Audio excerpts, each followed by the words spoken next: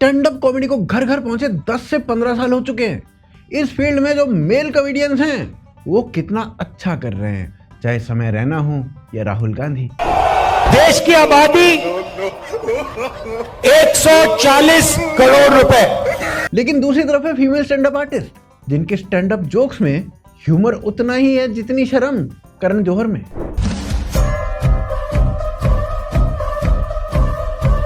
इनके सारे ही joke B grade होते हैं, यानी बी से ही शुरू होते हैं। Boobs, bra, blowjob.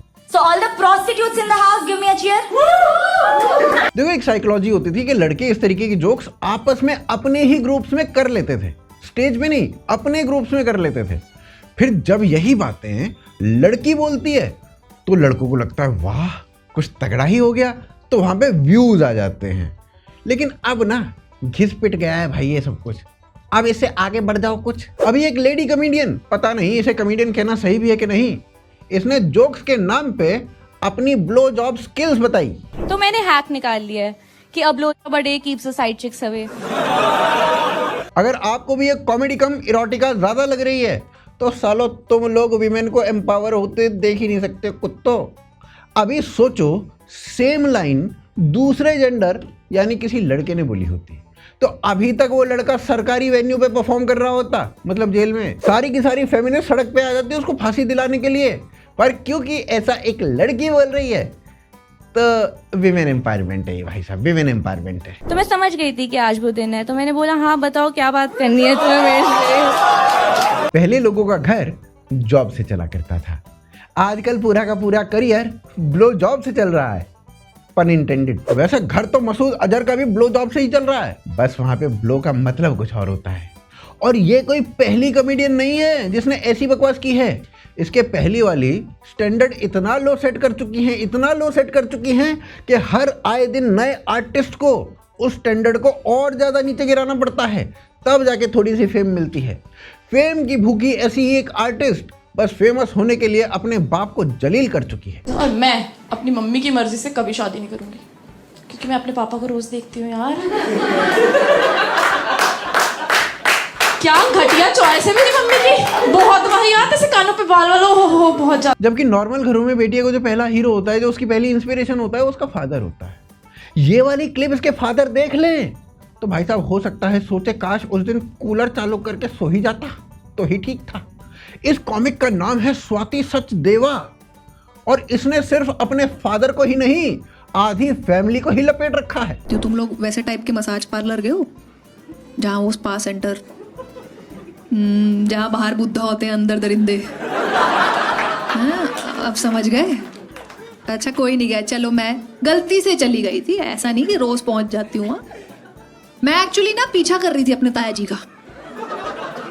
हाँ मैं कहा ये रोज दोपहर को 3 बजे कहीं जाते हैं, 4 बजे बड़ा खुश वापस आते हैं। उसने मेरी कमर पे क्या बढ़िया वाइब्रेटिंग स्ट्रोक दिया, मैं कहा अरे भाई। इसके हिसाब से इसका बाप घटिया है, इसका ताऊ ठरकी है।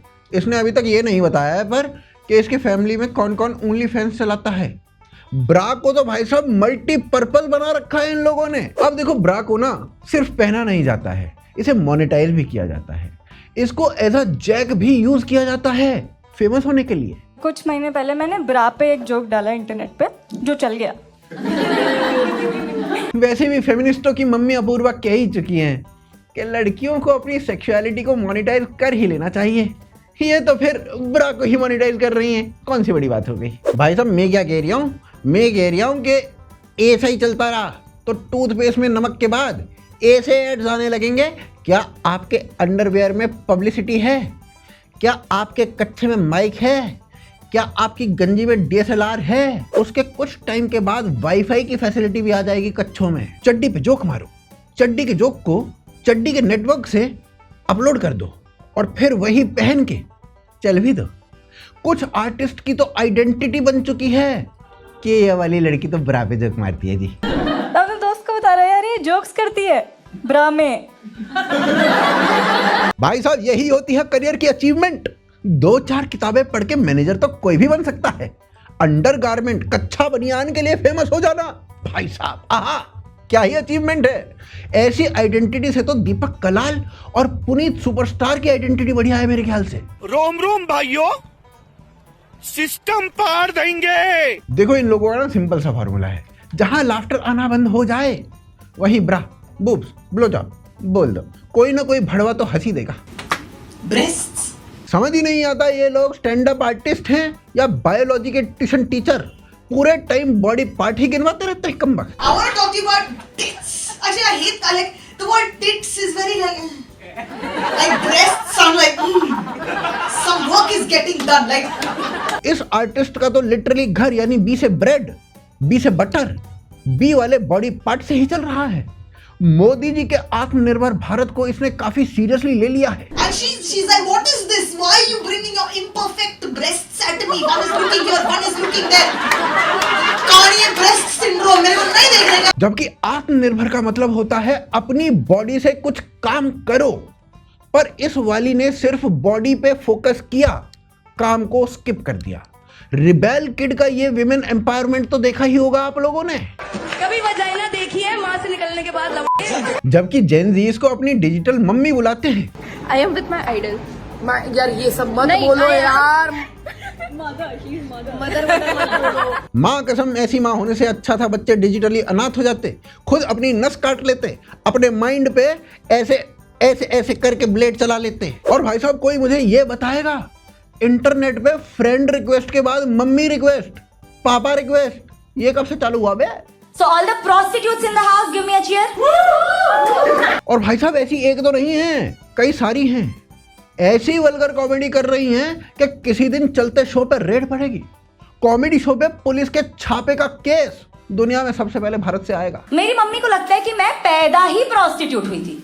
और जब भाई साहब इनको लगता है कि सारे के सारे बी ग्रेड जोक्स मार दिए हैं, फिर भी रिस्पॉन्स नहीं आ रहा है, फिर ये लोग अपना ट्रम्प कार्ड खेलते हैं, अपनी अश्लील दुनिया में अपने पेरेंट्स का केमियो करवा देते हैं। पर मेरी मम्मी की रिसेंटली एक बुक लॉन्च होने वाली है, 330 ways to identify a prostitute. रंडी पहचानने के 330 नुस्खे। देखो पेरेंट्स का केमियो करवाने पे इन लोगों पे कोई केस नहीं हो रहे हैं, जबकि बियर बाइसेप्स ने तो खुद अपने पेरेंट्स के बीच में केमियो करना चाहा था, उस पे केस हो गया।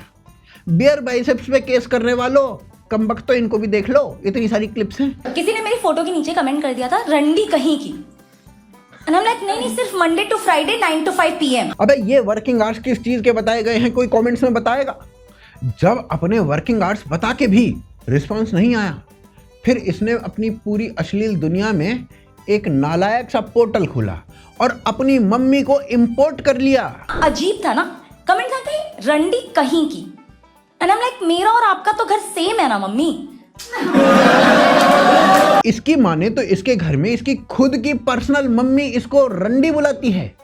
सारे के सारे प्रोफेशन छोड़ के आजकल की लेडी कॉमेडियंस को प्रोस्टिट्यूशन कूल लग रहा है भाई साहब। पर मुझे सच में प्रोस्टिट्यूशन बहुत कूल प्रोफेशन लगता है, क्योंकि प्रोस्टिट्यूशन दुनिया का इकलौता ऐसा प्रोफेशन है ना जहाँ पे आप कहीं पे भी छोटे छोटे स्टार्टअप खोल सकते हो। और साली ऑडियंस भी हरामजादी है एकदम।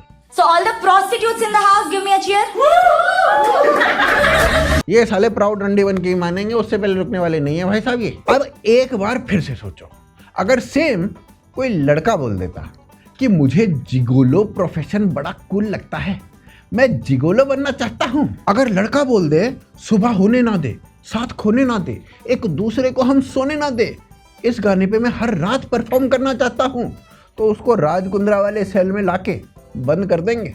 लेकिन एक बात तो है भाई साहब, ये सारी ही कॉमिक्स उल्लू वेब सीरीज में राइटर की नौकरी आराम से कर सकती है। इतने टाइम में मैं इतना तो छिड़ चुकी हूँ कि कुछ लोगों से छिड़ के मुझे लगा कि यार ये वाला सही है, ये वाला अच्छा है, मजा है इसमें। मतलब ये लड़का सिर्फ मुझे देख रहा है, वो वाले अंकल अपना दिखा के चले गए। तो बी ग्रेड वर्ड्स को सोसाइटी में नॉर्मलाइज करने के बाद, ओनली फैंस को घर घर पहुंचाने के बाद, अब फेमिनिस्ट एक नए मिशन पे निकल चुकी हैं। गोल्ड डिगर्स को कूल बनाना है भाई साहब। गोल्ड डिगर्स को, हर लड़की को गोल्ड डिगर बनना ही चाहिए, जिससे जब अगली जनगणना हो तो घर में माँ बाप के बाद घर में एटलीस्ट देखो एटलीस्ट एक गोल्ड डिगर तो निकले ही। Me a gold digger, then I am a gold digger. I am an ethical gold digger. हाँ, मैं किसी ऐसे लड़के पे मेहनत ही नहीं करना चाहती जो अपने बाप के पैसे उड़ा रहा है। मैं उसके बाप को ना पटा लूं फिर।